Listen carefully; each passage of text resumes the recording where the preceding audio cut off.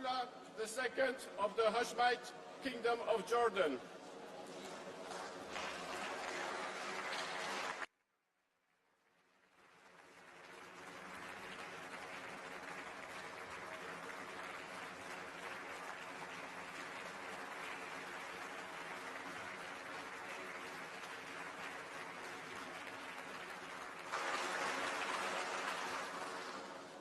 Good afternoon to you all, dear colleagues. It is an honor to welcome His Majesty King Abdullah II of the Hashemite Kingdom of Jordan back to the European Parliament. Your Majesty, this is not the first time that you address this House, and each time your inspiring words have left a lasting impact on all who listened. We are grateful that every time that it feels that the world is at an inflection point, leaders like Your Majesty are able to come here and outline a way forward for our common humanity. 10 years ago, in the midst of the horror inflicted by Daesh, I was here in the chamber when you said, "Our world faces an assault by terrorists with ruthless ambition. The motive is not faith, it is power. Power pursued by ripping countries and communities apart in sectarian conflicts and inflicting suffering across the world." Your words echoed through this House and beyond, and the urgency of our shared responsibility against the threat of extremism has only since grown. 5 years ago, as the globe faced further crises, you were here to remind us all that a life spent in the service of others is a life fully lived, but only if we meet the expectations of the people we represent. Words that mattered to then to us all, and that ring true still today. Your Majesty, on behalf of this House, I want to commend you and your great country for its commitment to stability and peace in the Middle East. We appreciate Jordan's critical efforts in reducing regional tensions, in pushing for a ceasefire in Gaza, in supporting the West Bank, in all you have done for the sick, in the need for the return of hostages, for facilitating so much urgently needed humanitarian aid to those who so desperately need it, and for your unwavering support for Palestinian and Syrian refugees and a two-state solution as a path to lasting peace. The G7 has reiterated this week that Iran should not have a nuclear bomb, and with what we have witnessed between Israel and Iran in recent days and its potential spillover effects, Jordan's role has become even more vital. The challenges call for stronger ties and a renewed relationship between Europe and the Middle East as we push for broad de-escalation. So, Your Majesty, Jordan is not only a great friend to this Parliament, but an important partner for the European Union. We welcome the EU-Jordan Comprehensive and Strategic Partnership that was signed earlier this year. It represents an important political milestone in our bilateral relations and reflects our shared commitment towards regional stability and economic cooperation. In this Parliament, we look forward to further building on it, on values, on market access, on trade. Because while our people may come from different countries, as you see before you, they may carry different histories and hold different perspectives, ultimately they all want the same things. They want peace, they want to feel safe, they want a fair chance to succeed. The same aspirations that our partnership aims to secure. So, Your Majesty, it is my true pleasure, great pleasure, to inform you that the floor is now yours. Thank you.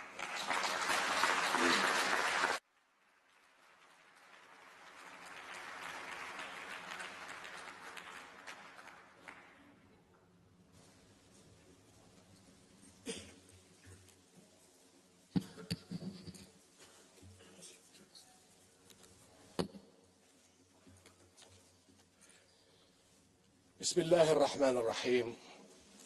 In the name of God, the compassionate, the merciful, Madam President, honorable members, Your Excellencies, thank you all, and it is an honor, as always, to be here to address the European Parliament. My friends, 5 years ago, I stood at this podium and spoke of the urgent need to find political solutions to conflicts, to restore confidence in global justice, and help people, especially young people, find hope and opportunity. Since then, multiple political, technological, and economic upheavals have tested our international community.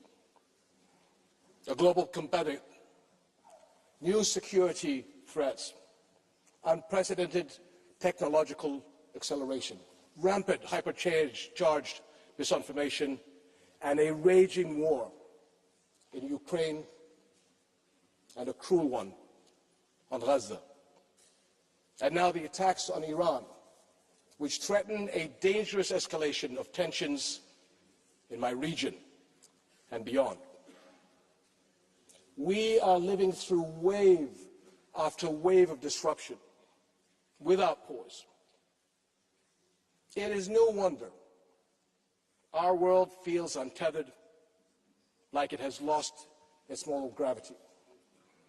Rules are unraveling, truth shifts by the hour, hatred and division thrive, and moderation and universal values are losing ground to ideological extremes. In the chaos, we risk forgetting who we are and what we stand for. But it is precisely at these junctures of history that we must recommit to our values. Because when the world loses its moral bearings, we lose our shared sense of right and wrong, of what is just and what is cruel. And when that happens, conflict is never far behind. History teaches us that wars are rarely just about territory. They are battles over worldviews, over which ideas and ideals will shape our future. And Europe understands that. After World War II, it made a choice to rebuild not just its cities, but its founding pillars. The people of Europe were determined to leave the past in the past and build a new era of peace. They chose human dignity over domination, values over vengeance, law over might, cooperation over conflict. In the wake of war, Europe realized that real security does not lie in the strength of armies, but in the strength of shared values. And that peace imposed by force or fear would never last. Equally, you chose to recognize that what you had in common was far greater than what set you apart. Today, so must our global community.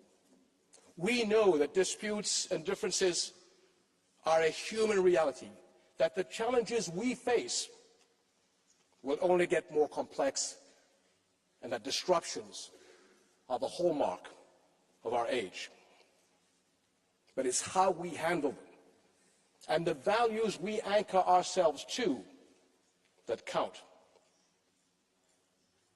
Throughout Arab and European history, respect, responsibility, goodwill, and good faith have guided collaborations that led to our mutual good.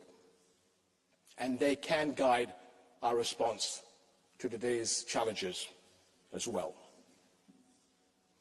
Speaking from this podium, and many others in the last 2 decades, I have sought to shed light on the values we share, many rooted in our different faiths, Islam, Christianity, Judaism. The values of compassion, justice, and equality, the moral teachings passed to us over generations that call on us to love our neighbors, to protect children and the innocent, to aid the poor and injured, to care for God's earth, and more. In Jordan, our firm belief in these common values, grounded in our history and heritage, drives our national principles of tolerance and mutual respect. And we are proud to be home to the baptism site of Jesus Christ, peace be upon him, at Bethany beyond the Jordan. Our Muslim country is home to a historic Christian community, and all our citizens share in building our nation. The same call to goodwill lies behind the Hashemite custodianship of Muslim and Christian holy sites in Jerusalem.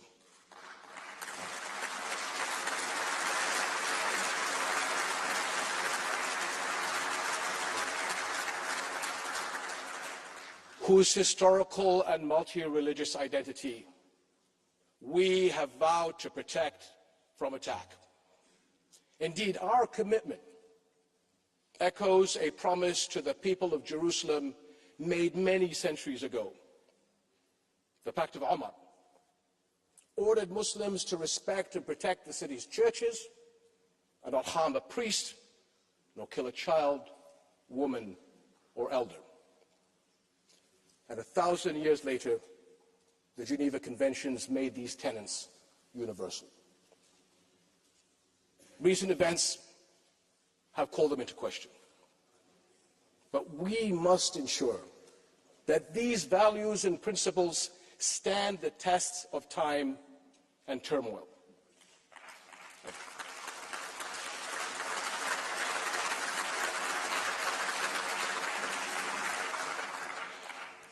My friends, when I was last in this hall, I shared my conviction that there is always a better version of us around every corner.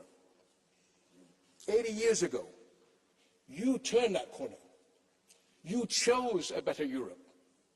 And for the longest time, the choices you made helped shape a more stable, principled world. Today, that world is in moral decline. A shameful version of our humanity is unfolding before our eyes in real time. And our global values are unraveling at a shocking pace with devastating consequences.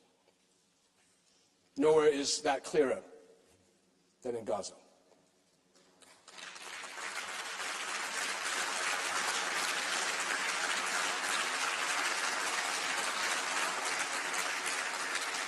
A place where the world has stood at countless corners, each an opportunity to become something better. And time after time, it failed to do so. Think back to 2023, the first Israeli attacks and raids on a hospital in Gaza. This sparked global shock and outrage. Since then, the World Health Organization has documented nearly 700 attacks on Gaza's healthcare facilities. How is it that what was considered an atrocity just 20 months ago is now so commonplace it barely registers? What version of our humanity allows the unthinkable to become routine, permits weaponizing famine against children, normalizes the targeting of health workers, journalists, and civilians seeking refuge in camps? 20 months. That should alarm us all. but not surprise us. Because when our global community fails to bridge the gap between principle and action, when values are not practiced, they become performative, abstract, and expendable.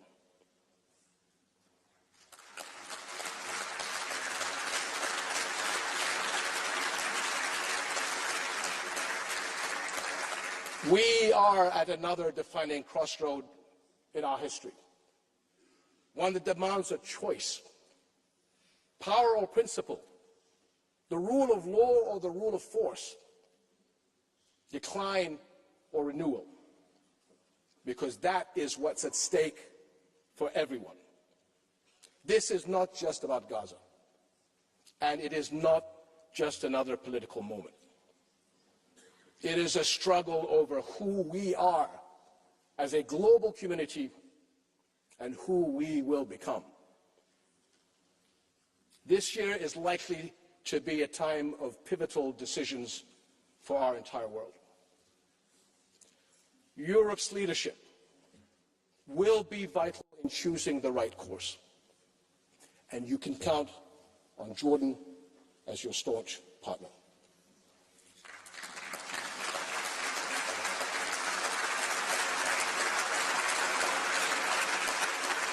There are two essential areas for action. First is supporting development, because a thriving Middle East creates opportunities that benefits us all. But as we have seen time and again, that reality cuts both ways.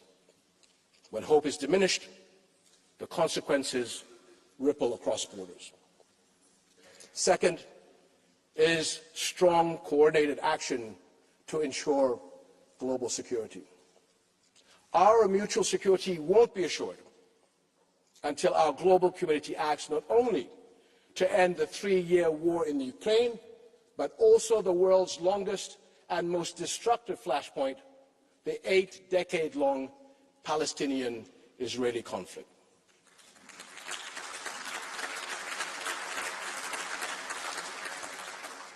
Because, my friends, Palestinians, like all people, deserve the right to freedom, sovereignty, and, yes, statehood.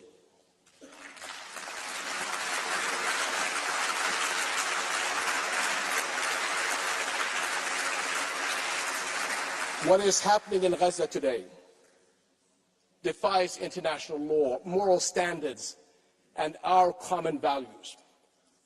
And we are witnessing transgression after transgression in the West Bank, with the situation worsening by the day. If our global community fails to act decisively, we become complicit in rewriting what it means to be human. Because if Israeli bulldozers continue to illegally demolish Palestinian homes, olive groves, and infrastructure, so too will they flatten the guardrails that define moral conduct. And now, with Israel's expansion of its offensive to include Iran, there is no telling where the boundaries of this battleground will end. And that, my friends, is a threat to people everywhere.